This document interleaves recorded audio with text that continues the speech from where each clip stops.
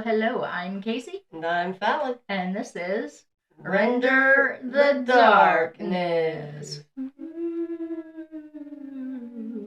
I'm coming at you with your fun fact. Fun fact. Fun fact is the inventor of the Frisbee was turned into a Frisbee when he died. Ew. Walter Frederick Morrison was cremated, and his ashes were used to create a memorial Frisbee.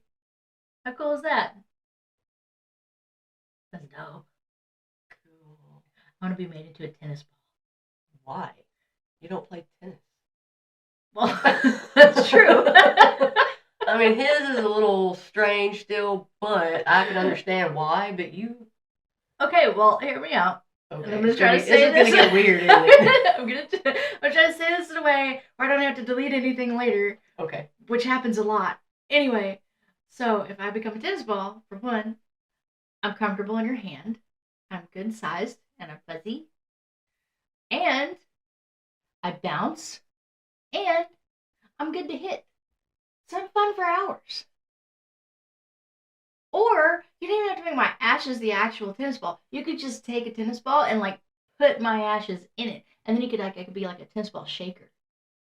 Hey, why don't you just go the extra mile and put your ashes in one of those 8 balls? Ooh, well, I'd disintegrate in the water. You'd still be in there. But you need the liquid to make the little thingy turn. Yeah. And then I would disintegrate, and then I wouldn't really be in there. I mean, I would, but it wouldn't be me. You know what I mean? I mean, I guess the ashes aren't technically me either, but your ashes would still be in there. Ooh, do you think if they put my ashes in a tennis ball so that I could be a shaker, that they would fly out when you bounced it or hit it? I mean, if I were cremated into a tennis ball, would you use me? No. Why not? I'd use you if you were a tennis ball. I'm not gonna be batting around your ashes and being like, "Here, Chico." Okay, but that would be awesome. Go get her. Chico got to play with Casey today. How great would that be? You could let the baby play with it? No. Come on. That's just awful. No. Okay, but for realsies, joking aside, I don't want to be a tennis ball. I was just joking. But I do have it willed. I have a willow tree outside of my house, and I do have it in my will for some of my ashes to be spread around the willow tree so that, I'm close to home and my kids can come visit the tree and all that stuff. Anyways, Claire did show me a sign the other day that I did make the request and put her in charge of, and it's literally just like an arm sticking up out of the grave with a thumbs up, and there's a sign behind it that says, "Yep, I'm still here." Still dead. I thought, that's hilarious. I said, "You are in charge of making sure I have one of those underneath that tree." She said, "Done." Okay. I told you it was going to get weird. That's genius. I told you. I knew it was going to get weird. And it did. A lot weirder than I thought it was going to get, but hey. I thought you were going to say not nearly as weird as I expected it to get. I can get real weird, y'all. Well, weird. I just didn't expect you to throw a tennis ball out there, Well, I haven't yet. I'm still alive. Well, I know you're saying that, and you're like, I'm all bouncy. It's like, okay. Well, I'm just saying, there's lots of ways that you can utilize a tennis ball. Yeah. I'm saying I think it was a cool idea. I think it was awesome that he was turned into a Frisbee, and I think that more people should be turned into balls when they die. Okay. That's my opinion. Although he wasn't a ball. He was a Frisbee. Not really the same thing. But kind of, because, you can play with them both on park. Your dogs can fetch them. Yeah, but I doubt his family is. I mean, I'm sure not. I wonder if it was a gold-plated or something. Maybe. Yeah. Mm-hmm. We're 5 minutes in. It's so off track. Sorry. Blame this one. I'm sorry. Okay. So, let's get into it. This is the second case out of Delaware in our 50-state series. Now, this case takes place in the 1800s. And it is one of the first cases that the mail was used to commit murder. Mail. The mail. I need you Oh, to move. oh, M-A-L-E. No, M-A-I-L. Mail? What? Yes, the mail. The mail. The mail. Oh, like the USPS. The mail. The Postal Service. It's like, what? I feel like that happened in another case, too. You gotta stop saying the mail. You gotta be more specific. Well, weirdos like me don't think on track like that. What else? My brain diverts. I guess I should have said the USPS. Yeah, there you go. The Postal Service. Yeah, Well, There's so many other things mail. you could say besides something that means two things. Most people would know what the mail. I don't know. I went to take a poll on that. If you heard randomly in the sentence somebody talking about the mail, would you think the mail like letters and shit, or would you think the mail like dudes? Well, it also depends on like the context of the sentence, because I said one of the first cases that the mail was used to commit murder. And you also said it was in the 1800s. This is true.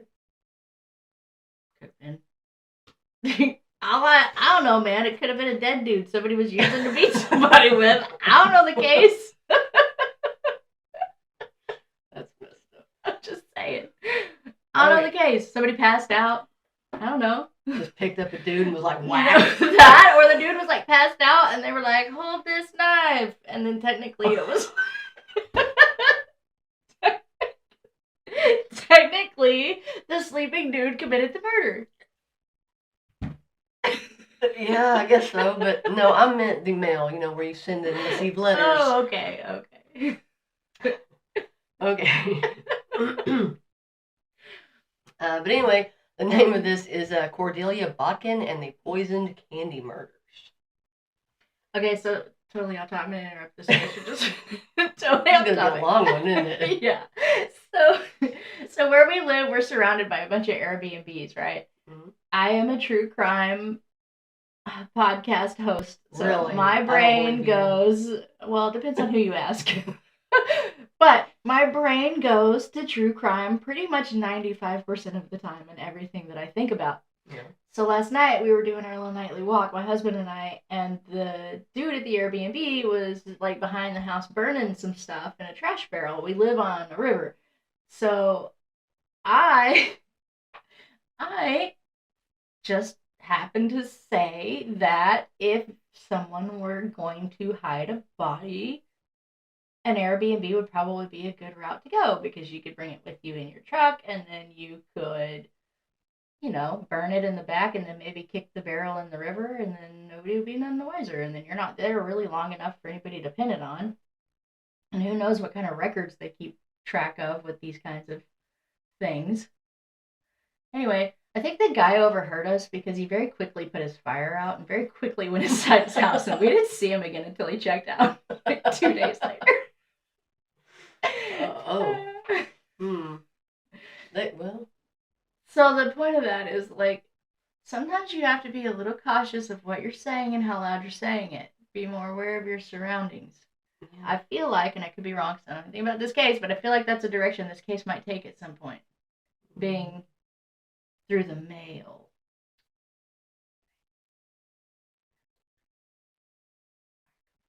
Take pretty off. Say it louder. Maybe. We'll wait and see. Okay. Anyway, Cordelia Brown was born in Polk County, Missouri in 1854.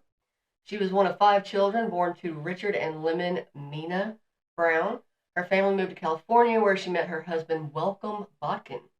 During their relationship, they had 1 son. His name was Welcome? Yeah, that's what I thought. I was like, that's interesting. Welcome. What a welcoming name. Right? In 1895, Cordelia would meet John Preston Dunning while he was out riding his bike, and they would start to have an affair pretty soon. In 1896, his wife grew tired of the affairs that he had in the past and in the present, so she decided to leave and take her daughter back to their family in Dover, Delaware. John's wife? Mm-hmm. Now, by the time that she had left, Cordelia had been a constant part of John's life. Cordelia was also estranged from her own husband, but he was still supporting her financially. They carried on with the affair for about 3 years, and during that time, he would tell her, that his wife absolutely loved candy. Uh-oh. Yeah. Now, when John was rehired as a lead reporter in March 1898, he received word that he would be going to the Spanish-American War, which he would have to leave for immediately. Now, Cordelia begged for him to stay with her, but he refused, telling her that he had actually made up with his wife and he wouldn't be coming back to her. So, she was devastated by the decision that John made, so she came up with a plan that made it pretty much impossible for him to get back together with his wife. Oh. On August 9th, 1898, a package came in the mail addressed to Miss Dunning that was put in her father's mailbox, and Mr. Pennington's grandson brought it to the house. Now, in the home, there were 10 people: Mr. and Miss Pennington, their 2 daughters, Miss Dunning, Mr. and Miss Dean, and their 2 children, and their son-in-law. Oh my God, how big was this house? I don't know. That's a lot of people. That's a lot of people in one house. Now, the family sat down to eat dinner and talked about what they had done during the day. Now, after dinner, Miss Dunning opened the package, which was a small box that had a handkerchief, chocolate creams, and a note that said, "With love to yourself and baby, Miss C." Uh-oh. Now, Miss Dunning, she had no idea who Miss C could be, but she had a lot of friends and acquaintances, and she thought, it could have been from a number of people. So she offered Miss Dean and her children some of the candy, and she had a few pieces herself. Now, there were a couple of women who were walking past her porch at the time, so she offered them some of the candy too.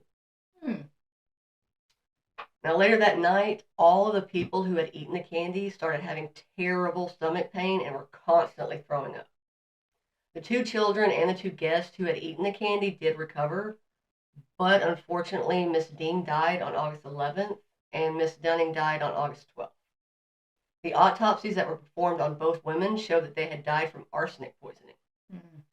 A chemist by the name Dr. Wood took that candy that was left and tested it, and he found that the candy had a very large amount of arsenic in it. Now, when Mr. Pennington looked over the box, he noticed that the handwriting on the note looked a little familiar. He thought it looked an awful lot like the handwriting from an anonymous letter that Miss Dunning had received months before that talked about how her husband was in love with a woman who lived in San Francisco. Miss Dunning was sent a telegraph about what had happened, Mr. Dunning, and he quickly made his way back to Dover. When he seen the note, he knew immediately it was the handwriting of Miss Botkin. He would say that he remembered that he mentioned to her that his wife loved candy and told her that she had a friend that was in San Francisco by the name of Miss Cordelia, which he thought is why Miss Botkin signed the note with a C. Now, Theodore Kitka, who was a handwriting expert, received some of the love letters that Miss Botkin had sent to Mr. Dunning. He tested them and the note that was in the chocolate, and he concluded that it was an exact match. Now, Detective B.J. McVeigh went to San Francisco with the evidence, and the Chief of Police, I.W. Lee, took over the case. They located Miss Botkin in Stockton, California, where she had been living with her family. And Detective Gibson took her back to San Francisco. It only took a few days for the circumstantial evidence to start piling up. Now, Miss Henny and Miss Dittner, hopefully I said that correctly, would identify her as the one who had come into the store and purchased the chocolate at the candy store of George Haas on Market Street. Miss Henny would also tell them that she had specifically asked for a fancy box, but to make sure it didn't have the name of the establishment on it. She also asked that the box not be completely filled because she wanted to add something else to it. Now, a woman by the name of Miss Grace Harris said that she remembered Miss Botkin coming into the store to buy the handkerchief, which still had the tag on it when it was found that had the name of the store on it, City of Paris. A pharmacist named Frank Gregg would say that he remembered her coming in to buy 2 ounces of arsenic because she wanted to bleach a hat. Now, even after being told that there were a lot better alternatives, she still insisted on getting the arsenic. A woman by the name Miss Roth would say that she remembered a conversation that she had with Miss Botkin on July 27th, 1898. She said that she had asked her about the different effects that different poisons would have on somebody's body, and then asked her if someone had to sign their name in order to send a package through the mail. Now, Miss Botkin was staying at the Victorian Hotel during this time, and when she left, a porter, which was like a manager, and a clerk found a piece of seal that was pretty similar to the one found on candy boxes. Now, it was found that the piece of the seal matched the seals that came from Hass Candy Store. Now, extradition papers were sent from Delaware because they actually planned to bring her back and have a trial there. Now, her attorney, George Knight, tried to get her released because he said there wasn't sufficient evidence against her and that the jurisdiction was in California and not in Delaware. But it wasn't granted. So on October 28, 1898, the grand jury looked over the evidence and listened to the statements, and they would indict Miss Botkin, and on December 9th, 1898, her murder trial began. Now, on December 30th, 1898, the jury found Miss Botkin guilty, and she was sentenced to life in prison on February 4th, 1899. Now, the state Supreme Court gave her a second trial because when the judge at her trial stated, circumstantial evidence had the advantage over direct evidence, but it is not likely to be fabricated. So he let the jury know that his opinion on the case, and they thought that that could have had an effect on the jury's decision. Now, all the witnesses in Delaware had to go back to San Francisco, and the sentence trial had the same outcome as the first. She was found guilty, and on August 2nd, 1904, was sentenced to life in prison. Now, she was taken to the Branch County Jail, waiting on the decision from the higher court, which would happen on October 29th, 1908, and the sentence would stand. Now, during this time, the judge lost his wife, so every Sunday he would visit her grave, passing by the jail. One Sunday, he's seen Miss Botkin sitting in a car unguarded. He's seen her signal to the driver to stop at the jail, where she got out and went inside. The next day, the judge started an investigation and found out that she was in an intimate relationship with one of the guards, and she was one of the most comfortable people in prison. Unfortunately, he wasn't able to find out who she was involved with, and no one in the prison would say that she wasn't in the jail that Sunday. Now, this gave her an idea, and she claimed that the woman that looked like her that the judge had seen was the one who had bought the candy, the handkerchief, and the arsenic, and that they had the wrong person. The courts, of course, did not take that claim seriously. In 1906, an earthquake with a magnitude of 8.3 caused a lot of damage and fires, and because of this, the main jail was destroyed, so the Branch County Jail became crowded. Miss Botkin lost her roomy accommodations that she had, so she asked to be transferred to San Quentin State Prison. Let me say that again. San Quentin State Prison. She asked to go there. And it was granted on May 16th, 1906. Again, asked to go to that jail. You mean that prison? Jail, prison. It's not the same. Jail, prison, whatever. Now, while she was in prison, she was diagnosed with hopefully I said this correctly, nervous prostration, which back then was when a woman had fatigue, headaches, insomnia, and irritability, according to vocabulary.com. And toward the end of 1909, what happened there? Toward the end of 1909, she started to suffer from melancholy, which is a feeling of pensive sadness, according to dictionary.com. Now, because of her failing health, she applied for parole in February of 1910, but she was denied. On March 7th, 1910, at the age of 56, she slipped into a coma and passed away. They put the reason on her death certificate as softening of the brain due to melancholy. So, that is the tale of Cordelia Botkin and the poison candy. That one was a lot shorter than I thought it was going to be. But 19 minutes? Yeah. Not too often. That was actually, technically, it was more like 12 to 15 because I did like 4 to 5 minutes of banter. Yeah, we talked a lot at the beginning, but I mean, but I still found it interesting. It is interesting. So that is the last case out of Delaware. All right. Well, thank you, Delaware. We've enjoyed hanging with you. Time to move on. I was thinking of a song, but I couldn't. I was like, if you had thought of it, would you have sang it for us? I was like, oh yeah. Look at that, Quinkydink. You didn't think of it, so you don't have to sing. I don't get to hear my voice. No. I know. I could think of another song. What's that? Any song.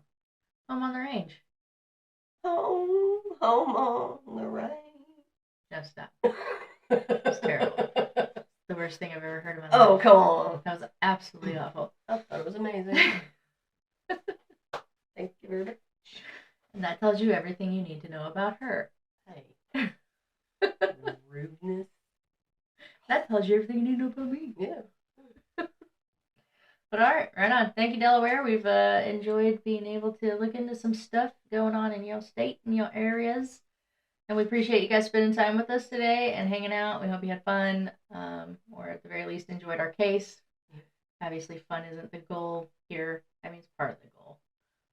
But also education and keeping victims' names alive and stories alive and, learning you something. And, in cases, even though, they still are tragic and terrible, but the older the cases are, it's just more interesting to kind of, I don't know what I was going to say. Just went, That probably did you a favor. Probably. I think you were heading in a great direction. Well, I don't know. I'm trying to figure out what I'm trying to say, but, 1800s, Yeah, 1800s. They did things differently back then. Yeah.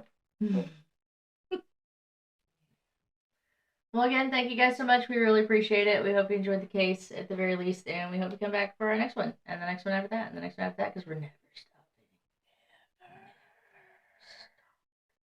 stopping. Anyway, thank you guys.